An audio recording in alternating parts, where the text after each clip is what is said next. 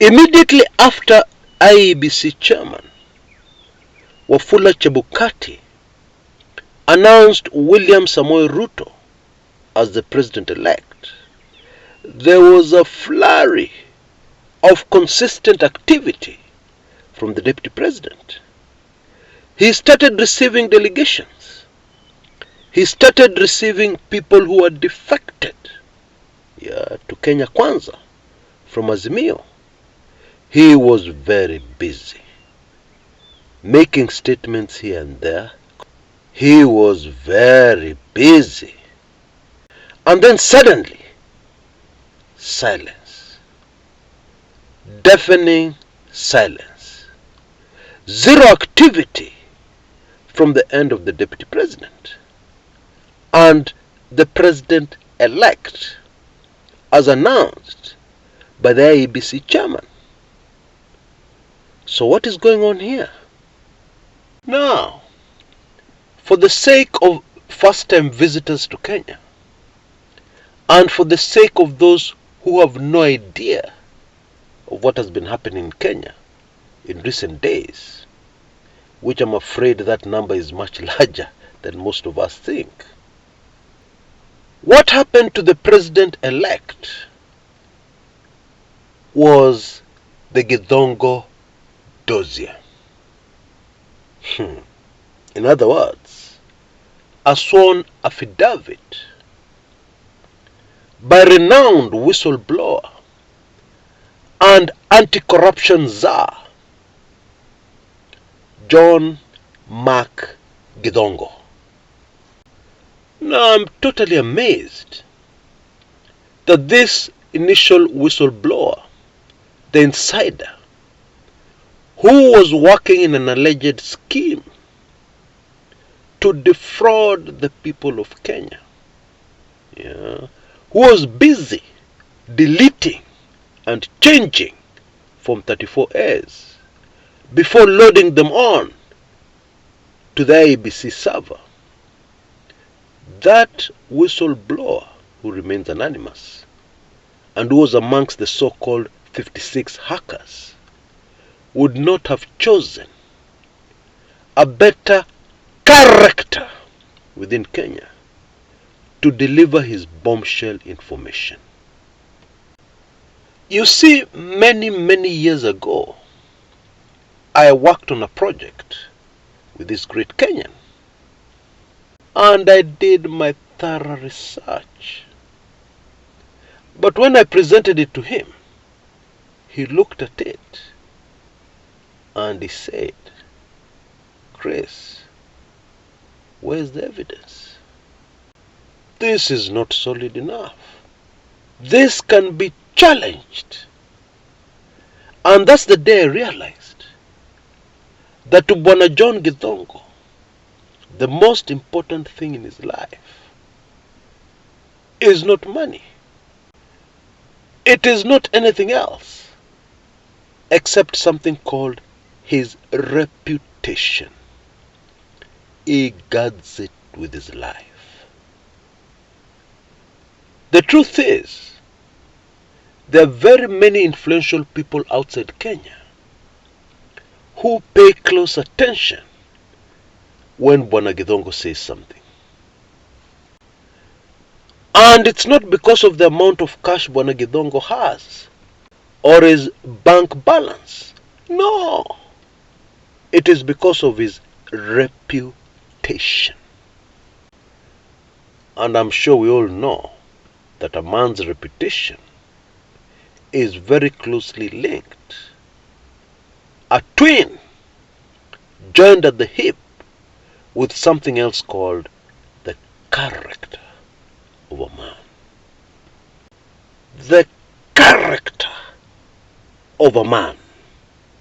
And there's a lesson here for Kenyans who are paying attention. Your character, your reputation is your most important asset. People can rob you. People can take your money. And you can easily recover. Make even more money. But once you lose your reputation, it is highly unlikely that you will ever recover it. You know what I'm trying to say here is very closely linked to the highly sensitive contents in my WIB number 83 and in my WIB number 84, the very latest. Because there are very many things people have said about the Githongo dossier. People have shot it down, not with facts, but with certain remarks. Rubbish. It is going nowhere. This is nonsense.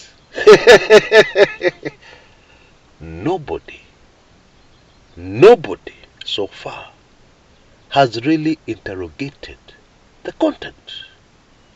In their criticism, yes, this is rubbish because of 1, 2, 3, 4. Nobody has done that so far, including very senior lawyers, very learned people in the legal profession.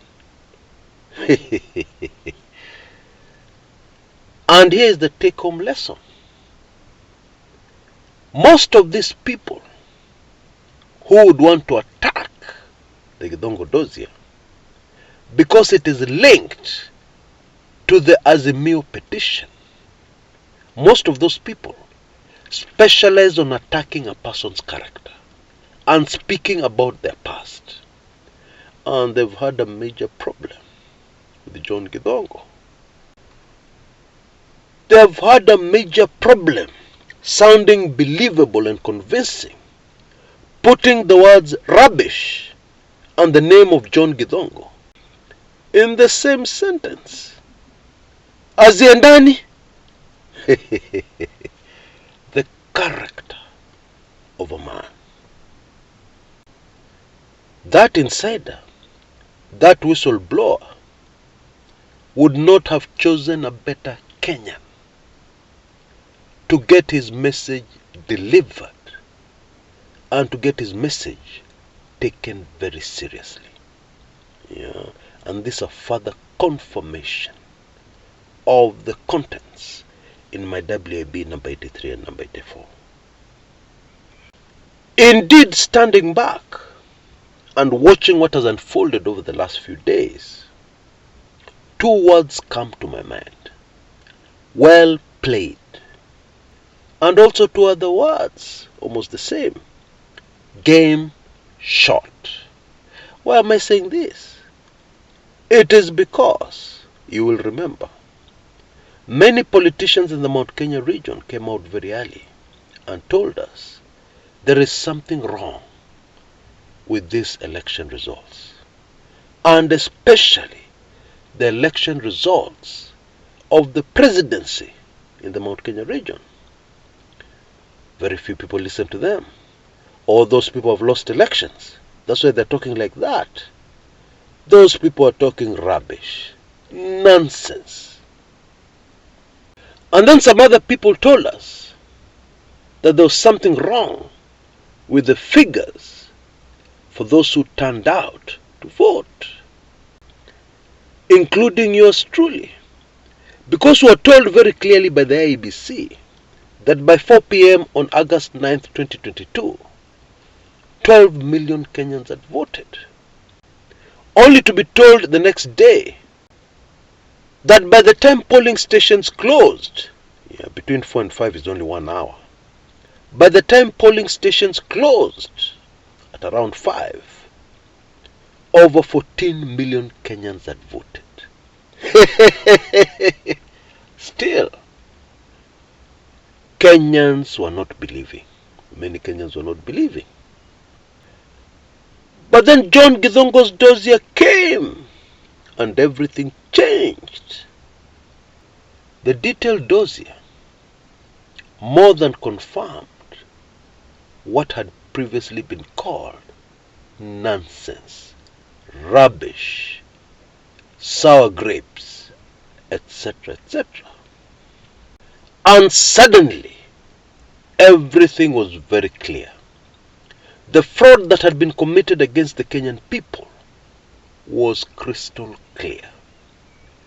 And that was when the President-elect went silent. But the evidence continues to mount. It's all over the media. And it is very clear to those Kenyans who want the truth. Not to diehard supporters of UDA. They are still in denial. But to every Kenyan who wants only the truth, it is very clear, was massive fraud against the Kenyan people. There are those of us who think, and indeed many are convinced, that this is about fraud against Raila Odinga. One man. An exceptional Kenyan, yes, but just one man. But that can't be the truth. Because the truth is, the massive fraud was against the people of Kenya. The people who made arrangements to vote. Some who traveled long distances, spending their hard-earned money. Some who had to borrow money to go and vote, only for their votes to be rubbished.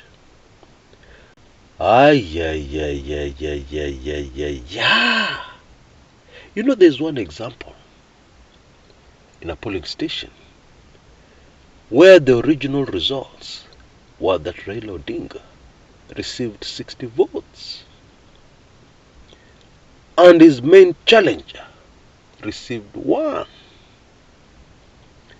And somebody switched those votes around without pity, bila huruma.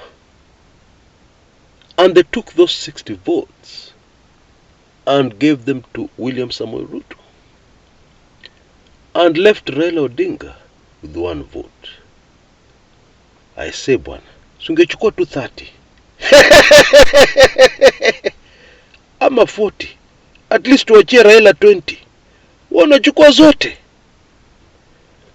In my opinion, that illustrates very clearly what really happened in these presidential elections.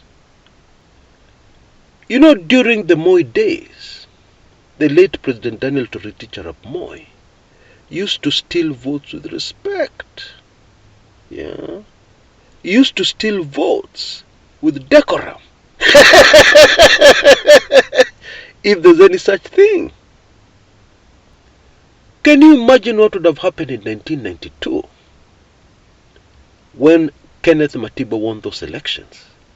Can you imagine if Moi had taken away 90% or 95% of Matiba's votes and left Matiba only with a handful of votes? Hey, that thing would not have gone down well. It would have been too obvious. Maybe there's a lesson here for those who steal votes. Usichukue zote. Chukua kidogo kidogo tu. You have to be convincing. But when you go and take a person's votes in large numbers, transfer them all to yourself or to the candidate you want to win. You make it very obvious. And in case a whistleblower comes out from somewhere, hey, you're finished. You have no option but to go silent. and even attempts by your sycophants to shoot down the solid dossier affidavit by John Githongo, information from an insider who gives details that are easily verifiable. Any efforts to shoot down what is as clear as day is just useless. It will never ring true. You know, when historians sit down to write and describe about the 2022 presidential elections, there is one word they cannot avoid, an English word: perception. Fooling people that you are this popular, when those who know very clearly you are not that popular. You can never challenge another presidential candidate in a straight, fair race where there's no pap business. You can never. And speaking like that is not being an Azimio supporter. Speaking like that is just telling the naked truth, which some people do not want to hear. But even then, it remains nothing but the truth. You know, I have a friend who some years back was in a very abusive marriage. And unfortunately for her, she ended up in a marriage where she was married to a con man. Yeah? Somebody who makes money by conning other people, other Kenyans, out of their hard-earned money. And she tells me, this man used to dress very smartly. Very expensive shoes. Very expensive belt. Very expensive watch. Very expensive everything. She used to wonder, and indeed panic, in the early days of their relationship, when the man would show up with a pair of shoes he had purchased for 20,000 Kenya shillings. Those are the days when she was naive and in the dark. Those are the days when she believed the story. My husband is a successful businessman. The perception this man got across, the minute he walked into an office, what people saw was money. This man is just money. This man has money coming out of his ears. Kumbe, perception is very important when you want to con people.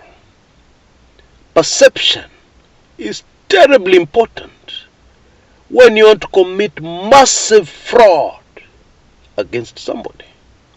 Yeah, that is the take-home lesson. And that is what we have seen in the 2022 presidential race.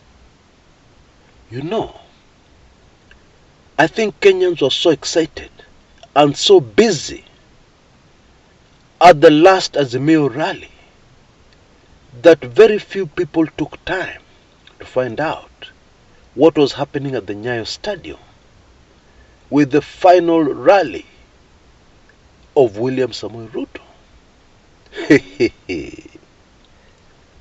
If you compared photographs, genuine ones, not doctored photographs, genuine photographs, the truth will become very clear to anybody who wants to see the truth.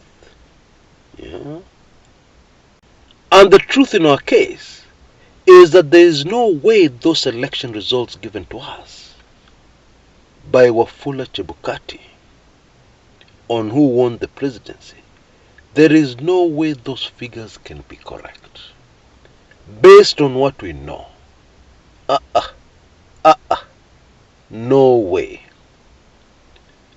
But you see, what we didn't have was something called evidence. But now things have changed. We have too much evidence. It's too much. Tosha. Stop! Stop drowning us in evidence. We have gotten the message. Oh yes. The truth is now out there. And the truth is, William Samoei Ruto did not win the presidential elections. In fact, what happened is that Kenyans were robbed, defrauded, told in their face, your vote is irrelevant. That's really what happened. And of course, it's a hope and prayer of every Kenyan, every patriotic, truthful Kenyan, that the Supreme Court will correct that situation and give victory to the person who actually won, and give back to the Kenyan people what has been brutally and ruthlessly taken away from them. Because the main victim is not Azimio. The main victim is not Raila Odinga. Now, for those who are following these things closely, Weekly Intelligence Briefings number 84 is out. Check your inbox. It is very captivating stuff. Yeah. And it reveals what has really been going on in the background and explains many mysteries, yeah, that we've been having. Why was the government missing? Why was the intelligence service missing? You know, it explains all that. That is apart from revealing the mind-boggling information of how a tallying center was in somebody's bedroom. Wah. Anyway, you can see details on your screens on how to get hold of WIB number 84 in case you're not a member. Yeah. Take full advantage of this latest offer. You will notice that it's not as good as the previous one. Yeah, but from here, we'll revert to our normal rates, which are a lot higher. So take full advantage, because the drama which is going to unfold in the next few days and weeks, and a lot of the information will be sensitive information, which I cannot dare share on a public channel like this one. Yeah, but they'll all be in my WIBs. So take full advantage so that you stay informed of this unprecedented drama that is unfolding in our country. Moto kuliko pasi ya makaa. You know, many people don't realize that pasi ya stima, an iron box that uses electricity, has a regulator. You can control the heat. Lakini pasi ya makaa, how do you control the heat? Yes, you can shut the door, but the heat is unstoppable. Moto kuliko pasi ya makaa. That's really what it is. Until next time, this is Kshs. Kumekucha.